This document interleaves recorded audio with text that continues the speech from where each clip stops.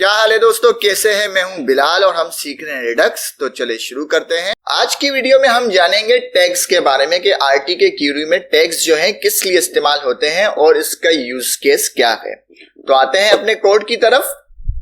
ठीक है, ये हमने कुछ क्यूरीज बनाई थी जिसमें पूरा कर्ड ऑपरेशन हमने ऑपरेट किया था। और यहाँ पे अगर हम इस क्यूरी पे नजर डालें जिसके अंदर हम इसको कहते हैं कि गेट ऑल पोस्ट, तो जब हमारी वेबसाइट ओपन होती है फर्स्ट टाइम तो ये क्या करती है, ये क्यूरी ऑटोमेटिकली फायर हो जाती है और यूजर्स का जितना भी डेटा है वो लेकर आ जाती है। अब जरा सा समझने की कोशिश करें कि ये जो क्रिएट पोस्ट है, जब हम इस क्यूरी को फायर करते हैं तो ये क्या करता है, ये एक और यूजर जाके डेटा में ऐड कर देता है। तो उस ऐड डेटा को जो है वो इसके अंदर हमें नजर नहीं आएगा। क्यों? क्योंकि ये क्यूरी फायर हुई है क्रिएट पोस्ट से पहले।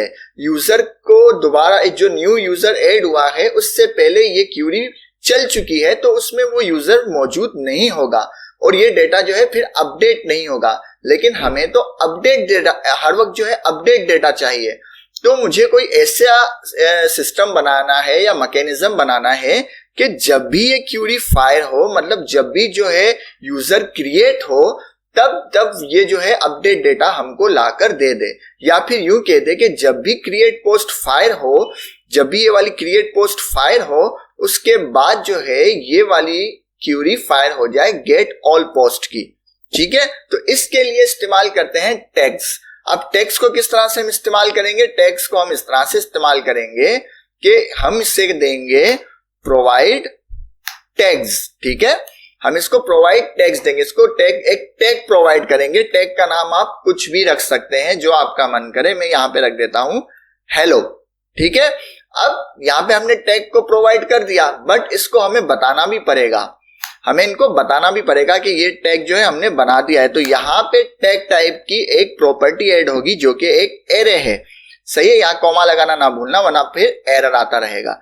तो इसको हम बता देंगे हमने एक टैग डिफाइन किया है हेलो के नाम से, हमारा एरर चला गया। ठीक है, टैग हमने किसको प्रोवाइड किया है? गेट ऑल पोस्ट को हमने प्रोवाइड किया है एक टैग, या यूं कहते कि एक टैग बनाया है गेट ऑल पोस्ट के अंदर। यहां तक क्लियर है? अब हम क्या कहते हैं कि ये जो क्यूरी जब फायर हो, क्रिएट पोस्ट की जब क्यूरी फायर हो, तब हमारी गेट ऑल पोस्ट वाली क्यूरी भी फायर हो जाए ताकि हमें अपडेट डेटा मिल जाए। और हम इससे जो है खुद से फायर नहीं करना चाहते। खुद से फायर करने का मतलब ये है कि हम पेज को रिफ्रेश करें, हम ये नहीं करना चाहते। ये ऑटोमेटिकली हमारा जो डेटा है अपडेट कर दे। तो ये किस तरह होगा? हम कहेंगे इसको, इस क्यूरी को हम कहेंगे कि इनवैलिडेट करो। इनवैलिडेट करें आप किसको? जिसके अंदर ये टैग मौजूद हो, और सेव। बस इतनी सी बात थी। मैं दोबारा से आपको एक बार समझाता हूं हमने क्या किया। हमने जो गेट ऑल की पोस्ट है उसके अंदर एक टैग है ना, प्रोवाइड टैग के जरिए उसके अंदर एक टैग डिफाइन कर दिया हेलो का।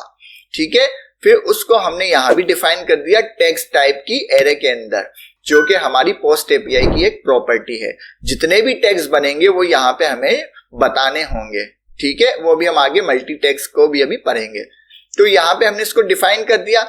उसके बाद हम क्रिएट पोस्ट को ये कह रहे हैं कि आप इनवैलिडेट करें, ये रहा इनवैलिडेट, आप इनवैलिडेट करें टैग्स को, मतलब जिसके अंदर हेलो है उस क्यूरी को दोबारा से फायर करें या दोबारा से अपडेट करें या दोबारा से डेटा को फेच करें, ताकि वो अपडेट डेटा हमारी वेबसाइट में जहां रेंडर है वो फुली अपडेट हो जाए। जो भी उसके अंदर यूजर जो नया हमने बनाया है वो उसके अंदर पुट हो जाए, वो उसके अंदर नजर आ जाए, वो उसके अंदर शामिल हो जाए।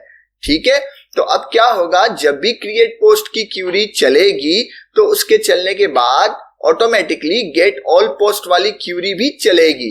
क्यों चलेगी? क्योंकि इसका जो टैग्स है वो इनवैलिड टैग के अंदर हमने प्रोवाइड कर दिया है। क्लियर हो गया यहां तक? हम इसको टेस्ट कर लेते हैं।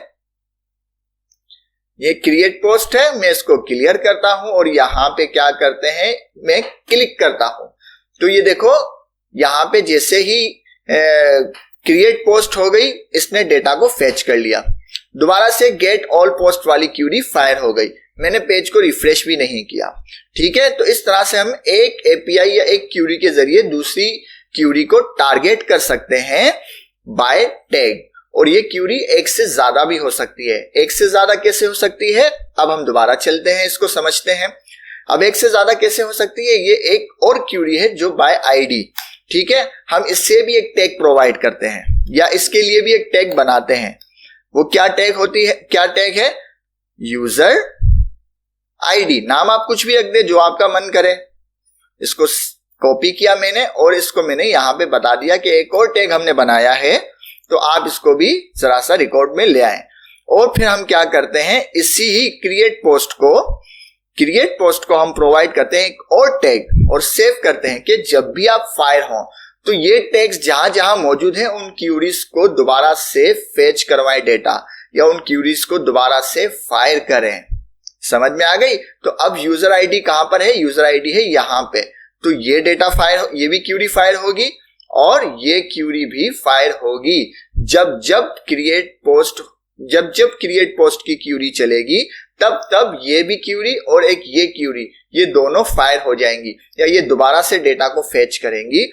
क्यों करेंगी, क्योंकि हमने इसको टैग्स के जरिए इनवैलिडेट कर दिया है। आरटी के क्यूरी जो है हमें टैग्स की एक फैसिलिटी देती है कि टैग्स जहां जहां आप प्रोवाइड करेंगे इनवैलिडेट में, हम उस क्यूरीज को ऑटोमेटिकली फायर कर देंगे जिस पे आप उसको इनवैलिडेट करेंगे या जिन क्यूरीज के अंदर आप उनको इनवैलिडेट करेंगे।